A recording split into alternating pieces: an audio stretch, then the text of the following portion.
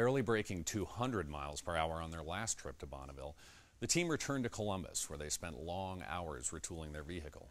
Then it was back to the Salt Flats, where they were determined to break their ultimate goal of 350 miles per hour.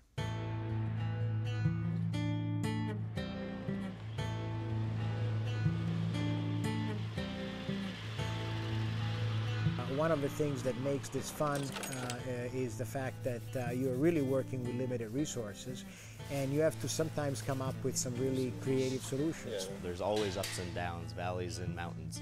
It's not just about speed, it's about pushing the limits. It's about pushing the technology and taking what we have already and making it go even further. We had to clean off the car.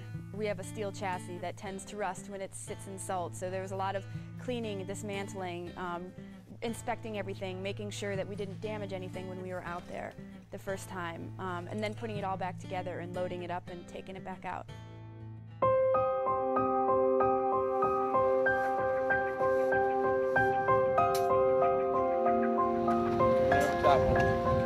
There's a tremendous amount of work from servicing the car to examining the data, to making modifications, to making corrections, to the actual race itself. You work from sun up to sundown. Definitely one of the things is how little sleep sometimes you can get by on. You know, not always good to do it for a long period of time, but to know that sort of the whole team, we push ourselves together. And we're like, all right, we got to get this done. We got to go. We got to accomplish this. October, it's World Finals. It's only a 4-day event as opposed to Speed Week, which is a 7-day event. So already we're crunched for time. You know, we got to go out there, be fully ready to just make things happen. And the car was much better prepared to make a run when we came out. Basically, we unloaded it, we tech inspected it, we ran it.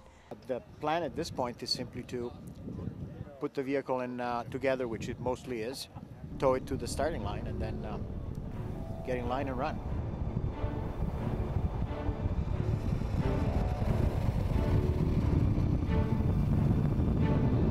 Middle mile 204.261.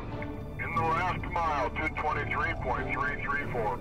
225, you know, it's a big step towards our end goal of 350. You know, a lot of us really wanted to see the car go really fast. We did in fact set a record. It wasn't necessarily our goal record just yet. We set a record, we got the car to go faster than we ever had before. We officially became the world's fastest fuel cell vehicle. Now we have about 9 months to really just analyze data, look at the car, change things that we'd like to change, and be ready to go out in August. I wouldn't be shocked if the car went out and broke 300 miles an hour. To take a car over 200 miles an hour is a huge achievement.